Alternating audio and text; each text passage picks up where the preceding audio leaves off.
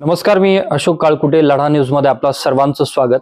आज आपण आपला परिवार वृद्धाश्रमामध्ये पोहोचलोय.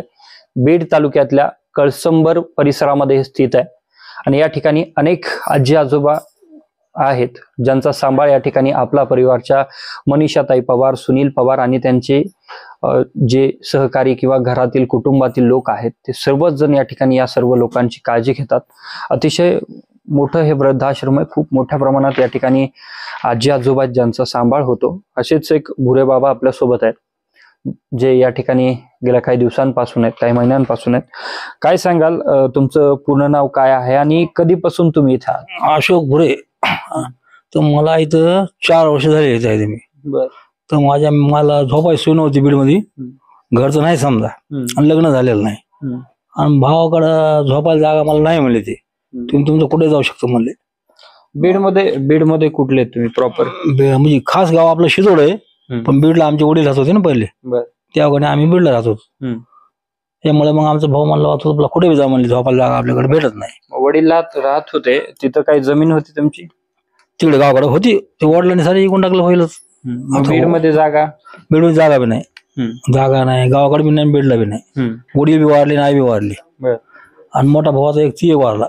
छोटा भाऊ आहे त्याला आहे बिल्डिंग कारखाना आहे मोठा पोत्याचा. त्याचं स्वतः कमी ना त्याने.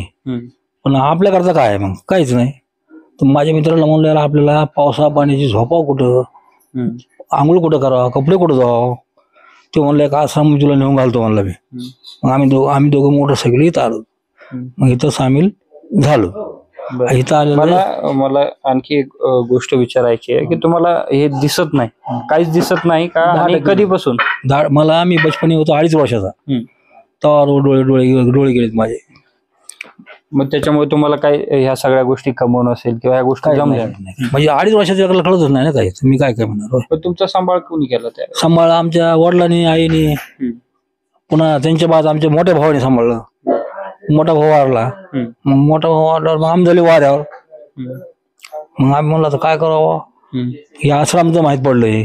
मग आमच्या मित्राला म्हणलं यार कुठतरी बघ, म्हणून सोडलं त्याने मला इथं. इथं आलेलं मला झाले 4 वर्षे. आता इथं बी कसं आहे, ही सोलर लाईट आहे, ही लाईट बी नाहीच, इच्छू काढायचं भ्या आहे की नाही. पुन्हा रस्ता बरोबर नाही, तुम्ही तर बघितला आता. पाण्या पावसात दवाखान्यात न्यायचं म्हणलं तर अवघड होतंय. पुन्हा याला अमलच पण नाही. इथे बी असली वांदे सारे का. मग आता मदतीची गरज आहे लोकांकडून तुम्हाला? हा, मदतीची गरज आहे आता. तुम्हाला तुमच्या भावानी जागा दिली नाही, या सगळ्या गोष्टी घडल्या. आता काय वाटतं की म्हणजे त्यांच्याकडून काय अपेक्षा? त्यांना कसं वाटलं की ह्याच्यापाशी काही जर नाही, ह्याला डोळीचं नाही, ह्याला आपण झोपायला जागा दिली, उद्या जेवायला द्यावं लागन, बिमार पडला दवाखान्यात न्यावं लागन, मग असा खर्च वाढेल ना तो. त्यांना त्याच्यामुळे ते म्हणले तुझं आपला कुठे जा म्हणले, आमच्या त्याने काय तुला झोपायला जागा देणं होत नाही. मग आता काय संवाद होतो का त्यांच्यासोबत किंवा काही फोन वगैरे काय करतात ते? हा, काहीच नाही. त्यांना मी बीड मध्ये होतो तेव्हा वाट्यावर झोपायचो, लोकांच्या रिक्षा झोपायचो. त्यांना म्हणलं झोपायला जागा द्या, नाही म्हणले. मग नाही म्हणल्यावर ते कशाला आपल्याला फोन करते. त्यांना वाटलं गेलं तर बरं झालं. ते झोपायला जागा दिली, जेवायला द्यावं लागल, बिमार पडलं दवाखान्यात न्यावं लागल, कुठं नाही भानगडी वाढणार ना ते. मग गेल्या 4 वर्षात आलेच नाहीत? आले नाही. मी कवा बीडला गेलो तरी भेटत नाही ते. त्याला आपलं बोलायचं असं त्यांनी फोन नंबर दिला असता, मला भेटायला आले असते, नसते आले का. त्याला माहिती नाही आलो म्हणून. मी माझ्या दोस्तांनी सांगितलेलं तुमच्या भावाला नेऊन सोड म्हणले आश्रममध्ये. बरं झालं म्हणले. मग कशाचं काय. आता इथं कसं सांभाळ करतात तुमची, काय काळजी घेते? इथं चांगलंय, अंगाला कपडा आहे, आंघोळ आहे, साबण सर्व, जेवण नाश्ता 1 टाइम, जेवण 2 टाइम, 2 टाइम चहा आहे, दुखायला तर दवाखाना आहे. इथं म्हणजे समजा घरच्या वर म्हणायचं. इथं झोपायला पलंग आहे, गादी आहे. तर लाईट बी आज ना उद्या येणारच ना. होय, ह्या लाईटी काही टिकत नाही जास्त सगळ्या. काळजी कोण घेतो तुमची इथं? हे काही सर, सुनील सर, ते मनीषा मॅडम, त्यांचे दुसरे ते खोडे सर, सारे सोयी घेते. जेवढी आश्रमाला लोक आहेत 4 बी आमची सर काळजी घेते. हा, तुमचा सख्खा भावाने तुम्हाला सांभाळलं नाही, तुमच्या भाऊजायांनी तुम्हाला जवळ केलं नाही, सांभाळलं नाही, तर तुम्हाला हे सगळे लोक सांभाळतात. काय वाटतं ह्याच्यामध्ये? त्याच्यामुळे अवघड वाटतं ना आता हे. आपले घरचे असून बघितलं नाही, इथं फरक आहेत. ह्यांचं आपलं कसलं बी नातं नाही ना यांचं, आहे काय रक्ताचं कोणतंच नातं नाही यांचं आपलं.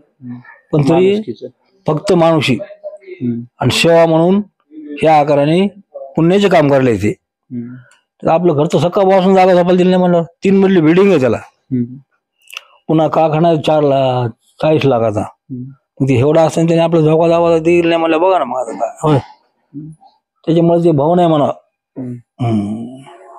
मी 4 वर्ष आले ते म्हणले पण नाही कशाला गेला काय झाला, फोन नंबर बी नाही. एवढा म्हणजे कठोर असे लोक झालेत असं म्हणता येईल की नाते सुद्धा आता आजकाल लोकांना सांभाळत नाहीत. भाषेच्या घरी गेलो मी, फक्त भाषेच्या घरी 11 दिवस झोपलो मी. तर मी 500 रुपये दिले बहिणीला आमच्या. म्हणलं 10-11 दिवस आपला कुठतरी जग लागो सर, सारा भेटन. ती भोया असं काय म्हणतो, मला झोपावा त्यामध्ये पाव 15 दिवसाचा म्हणजे जेवण बी नव्हतं करत मी. सकाळी 6ला उठून मांडायचो, चहा बी प्यायचो. मला ते पेन्शन भेटते ना निर्धारची, ती आपल्या त्याच्यावर खर्च करायचो, भजी खायचो हॉटेलमध्ये. ते भाषा काय म्हणतो, ह्या मंदिरात झोपावं, खंडोबाच्या मंदिरात झोपावं. पाहुणा असतो म्हणले 2 दिवस होता म्हणले. मी म्हणलं ते आम्हाला कळतंय कोणत्या मंदिरात झोपावं काय करावं. बीडशेटीला मंदिराला कुलप असेल तर आम्ही काय इकडे यायला मोकळेच का म्हणलो. मी काय हमेशा राहणार नाही का म्हणलं. तुझी जेवत बी नाही, तुझी चहा बी पित नाही म्हणलं मी. तिथं चहा नाही पाणी नाही काय नाही. सकाळी 6ला उठून जायचो बाहेर, फक्त निवारा. फक्त संध्याकाळी 6ला तिथं जायचो मी. आणि झोपायचो मी कुठं, असं दार खेटून. तर ते मी ती 11 झालं. तर आमचा भाऊ आहे का ते, मला झोपायला जागा नाही म्हणला. तो त्याला फोन करायचा, त्याला सहारा देऊ नको म्हणले. ती इथंच राहीन, इथंच खाईन, पुन्हा तुला बघावं लागन. म्हणजे यांचं मॅटर चालत होतं.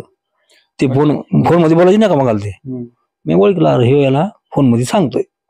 त्याला म्हणलं मी, तुला म्हणलं तिकडून मामा फोन करतोय म्हणलो. ते पैशावाला मामा आहे ना म्हणलो, पण तुला मामा सारखे पाहिजे म्हणलो. त्याला असं बोललो, नीट निघालो, इथं आलो. मग काय अनुभव आले, तुम्ही रस्त्यावर झोपला असाल, मंदिरात, बस स्टँड, हे सगळ्या बीडमध्ये, त्यावेळेला काय अनुभव आले? म्हणजे रिक्षात झोपायचो, वाट्यावर झोपायचो का. पाऊस आला की ते किती बायाकडे पाऊस लागणार ना, तो लागत होता. पण कपडे कुठे ठेवा हातऱ्या पांघरायची, ती पंचायत. साऱ्या पंचायत होत्या. लोक आले, कुणी पोलीस येत असतील, कुणी काही त्रास देत असतील त्यावेळेला. मग ते म्हणजे काय बघायचं, त्यांना काय माहिती आंधळा कसलाय म्हणून. त्यांना वाटलं चोर बी जाई का काय, असं वाटतं ना पोलिसांना. मी म्हणतो घर नाही काय नाही का, गाडी अंगावर येईन, असं होईन तसं होईन, झोपू नको उठा येतो. त्याच्यामुळे असं ताप होता थोडं. आणि पावसाळा असेल, अशा परिस्थितीत मी पावसाळ्यामध्ये वाट्यावर झोपलो होतो. पाऊस यायला म्हणलं आता काय करावं. माझा एक दोस्त होता, त्याला 1 मजली बिल्डिंग होती. आता रोज ते माझ्या संग बसणार उठणार, पण त्याने पण थोडा आणला मला. मी गेलो, टीव्ही बघत बसला होता तो. मला बघितलं की ते लपला. मी 10% दिसतो ना मला. त्याच्या बायकोला म्हणलं, वहिनी कुठे गेले भाऊ. मला ते गेले म्हणले बाहेर. मी म्हणलं मला इथं झोपायचं होतं, जिन्याखाली झोपतो म्हणलं मी. नाही म्हणले बाहेर वाटत झोपा म्हणले. बघा मग भाऊ बदलला म्हणल्यावर दोस्त बदलला ठरलेच ना. होय, लोकांवर काय भरा, हे आपला सारा हे जबाब आहे नाही. एवढे मी हाल काढले म्हणून आश्रम गाठले. आता म्हणलं हिच सर काय आपलं. आता काय लोक, तुमच्या भावाला तर नाही पण लोकांना काय आवाहन करायला, अशा पद्धतीने हे सगळं आश्रम हे सगळे चालवतात, ह्यांना मदतीचा हात दिला पाहिजे, असं काय आव्हान असेल? ह्यांना मदत लोक देतात ना. होय, मी आम्हाला बघून देते, त्यांना वाटतं ना आहेत बाबा बिचारे सांभाळते. त्यांना आता केली पाहिजे का मदत? केलीच पाहिजे ना मदत. मी म्हणतो ना, गाडी नाही, हे लाईट नाही, रस्ता बरोबर नाही का, रात्याला साप सुबह निघते आंध्राची, लाईट टिकत नाही रात्याला. ही सोलरची लाईट रात्रंदिवस सगळ्यांना काळजी घ्यावंच लागते. घ्यावं म्हणजे हे आमच्याकडे येतेच बघायला. साप निघला होता, ते गेला पळून. पण ते बसलेल्या बाईने सांगितलं साप. आम्ही बाहेर बसलो, घरात गेलो निघून.